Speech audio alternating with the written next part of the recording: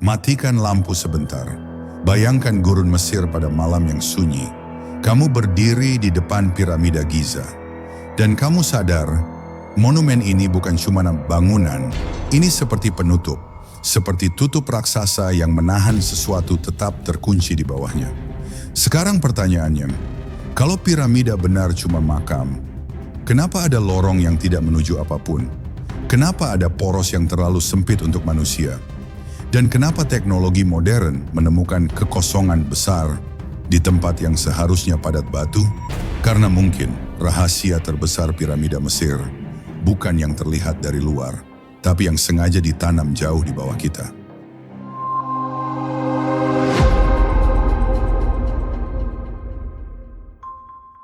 Tahun 2015, sebuah tim internasional datang bukan untuk menggali, tapi untuk mengintip dari jauh. Mereka menjalankan proyek bernama Scan Pyramids. Metodenya terdengar seperti fiksi ilmiah. Mereka memakai muon tomografi, partikel kosmik yang menembus batu, untuk memetakan bagian dalam piramida tanpa menyentuh satu balok pun. Lalu tahun 2017, laporan itu meledak di dunia sains. Mereka mengumumkan ada sebuah rongga besar, dikenal sebagai Great Void, di atas Grand Gallery.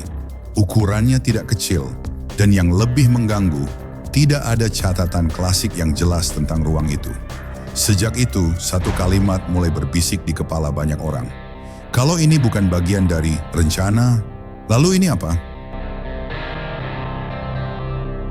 Mari kita pijak dulu fakta yang paling kuat. Mayoritas arkeolog mengaitkan piramida besar dengan Firaun Khufu, Cheops, dari dinasti keempat, sekitar 2600-an sebelum Masehi. Bukti modern tidak berdiri dari satu sisi saja. Ada jejak logistik, ada catatan pekerja, bahkan ada dokumen yang sering disebut sebagai salah satu kunci, Papyrus Wadi Al-Jarf, termasuk Diary of Merer, yang merekam pengiriman batu kapur untuk proyek Khufu. Ada juga temuan kawasan pekerja di Giza, sering dikaitkan dengan penelitian modern seperti Mark Lehner dan timnya, yang memperlihatkan bahwa ini bukan sekadar legenda budak, melainkan operasi negara dengan pekerja terlatih, roti, daging, dan sistem distribusi. Dan sebelum teknologi modern, eksplorasi awal sudah terjadi. Penjelajah kuno, catatan Herodotus, lalu era abad ke-19 yang brutal, termasuk tokoh seperti Howard Weiss, yang membuka beberapa ruang relieving chambers di atas King's Chamber. Namun sejarah piramida selalu punya sisi gelap. Banyak lorong ditemukan secara paksa, beberapa rusak, beberapa ditutup kembali, dan tidak semua informasi bergerak bebas. Karena piramida bukan sekadar situs, ia adalah simbol nasional, ekonomi, dan identitas. Sekarang kita turun, bukan ke dalam sejarah, tapi ke bawah batu. Piramida besar punya descending passage yang mengarah ke subterranean chamber, ruang bawah tanah yang tampak seperti belum selesai. Belum selesai itu sendiri adalah keanehan, karena proyek sebesar ini jarang meninggalkan ruang utama seperti setengah jadi, kecuali ada perubahan rencana atau ada tujuan lain yang tidak diumumkan. Lalu ada poros-poros sempit dari Queen's Chamber yang terkenal, sering disebut air shafts, walau fungsinya diperdebatkan. Pada 1993, robot kecil, proyek yang terkait dengan Rudolf Gantenbrink, menemukan semacam pintu dengan pegangan tembaga. Dunia tersentak, tapi jawaban yang pasti tidak pernah benar-benar menutup rasa penasaran. Dan terakhir, anomali yang paling modern, Great Void yang dipublikasikan di jurnal Nature 2017, rongga besar yang terdeteksi lewat muon. Bukan celah kecil, bukan retakan, tapi sesuatu yang cukup besar untuk menjadi rancangan. Jika piramida itu buku, maka bagian paling pentingnya mungkin tidak ada di halaman yang bisa kita buka, tapi di halaman yang sengaja direkatkan. Teori utama tetap tegas. Piramida adalah kompleks pemakaman raja. Lorong dan ruangnya adalah gabungan antara ritual, keamanan, dan rekayasa struktur. Ruang kosong bisa saja bersifat struktural, seperti ruang pelepas beban, ruang konstruksi sementara, atau area untuk mengurangi tekanan pada lorong besar seperti Grand Gallery. Dalam arsitektur kuno, ruang yang tidak dipakai bukan hal aneh. Kadang itu bagian dari teknik, kadang bagian dari proses, dan kadang itu jejak kesalahan yang tidak bisa diperbaiki setelah batu dikunci. Sains biasanya memilih jawaban paling hemat asumsi, tapi masalahnya piramida sering tidak mematuhi rasa hemat itu. Karena saat data bertambah, pola keanehan justru ikut bertambah, bukan berkurang. Great Void bukan sekadar titik noise. Ia terdeteksi melalui lebih dari satu metode dan tim. Setidaknya, ia cukup nyata untuk membuat para ilmuwan berhati-hati dalam kalimat mereka. Ada struktur internal yang belum kita pahami. Lalu muncul pertanyaan yang lebih tajam. Jika itu ruang konstruksi, mengapa letaknya terlihat sengaja, seolah mengimbangi ruang besar di bawahnya, seperti desain bertingkat? Dan yang paling membuat publik frustrasi, semakin menarik temuan, semakin pelan langkah akses. Seolah misteri ini bukan hanya soal batu, tapi soal siapa yang boleh menyentuh narasinya.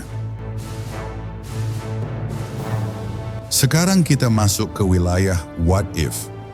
Bukan untuk menelan mentah-mentah, tapi untuk menguji apakah ada skenario lain yang lebih cocok dengan pola yang kita lihat. Teori alternatif pertama, piramida bukan cuma makam, tapi juga arsip, brankas, tempat menyimpan sesuatu yang bernilai, bukan emas tapi informasi, kalender langit, pengetahuan ritual, atau dokumen politik yang harus selamat dari pergantian rezim.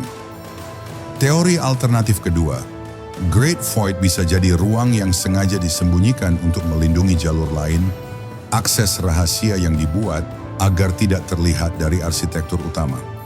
Teori alternatif ketiga yang paling kontroversial, bahwa Giza mungkin berdiri di atas lapisan sejarah yang lebih tua.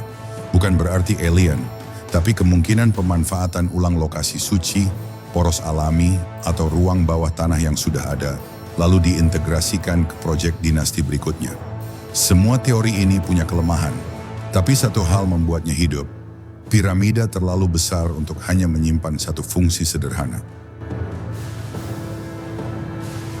Sekarang bayangkan, hanya bayangkan, jika suatu hari akses ke ruang itu terbuka, dan di dalamnya ada sesuatu yang tidak cocok dengan garis waktu. Maka dampaknya bukan hanya pada Mesir, tapi pada cara kita menulis sejarah manusia. Tentang siapa yang pertama kali menguasai organisasi, matematika, pemetaan langit, dan teknologi batu pada skala raksasa. Dan dampak yang lebih sunyi, lebih menakutkan. Jika pengetahuan bisa dikubur secara sengaja, berarti peradaban bukan hanya runtuh karena bencana, tapi juga karena keputusan. Bukan karena manusia tidak tahu, tapi karena manusia memilih untuk tidak membiarkan orang lain tahu. Piramida adalah paradoks manusia. Kita membangun monumen agar tidak dilupakan, tapi kita juga menciptakan lorong rahasia agar tidak semua orang boleh mengingat hal yang sama. Mungkin rahasia terbesar di bawah Giza bukan ruang, tapi pola. Pola tentang bagaimana kekuasaan bekerja, bagaimana sejarah bisa diarahkan, bagaimana kebenaran bisa ditunda cukup lama, sampai kita sendiri ragu itu pernah ada. Dan di atas semua itu ada pelajaran yang lebih besar. Peradaban bukan garis lurus. Ia seperti lorong piramida, berbelok, menyempit, menurun, lalu tiba-tiba berhenti di depan batu yang tidak bisa kita dorong sendirian. Mungkin itulah sebabnya piramida terasa hidup. Karena ia tidak hanya menyimpan raja, ia menyimpan pertanyaan tentang kita. Sekarang kamu yang memegang kunci, setidaknya dalam pikiran. Kalau kamu diberi satu kesempatan membuka jalur menuju Great Void, dan kamu tahu, sekali dibuka, dunia tidak akan kembali sama. Kamu pilih apa? Tulis di komentar, buka kalau kamu percaya kebenaran harus dibongkar apapun risikonya. Atau tutup kalau kamu percaya beberapa hal lebih aman tetap tersembunyi. Dan satu pertanyaan terakhir untuk memulai perang teori. Menurutmu Great Void itu ruang konstruksi, ruang ritual, atau akses menuju sesuatu yang lebih dalam? Pilih salah satu, jelaskan alasannya. Tantang komentar orang lain dengan argumen terbaikmu.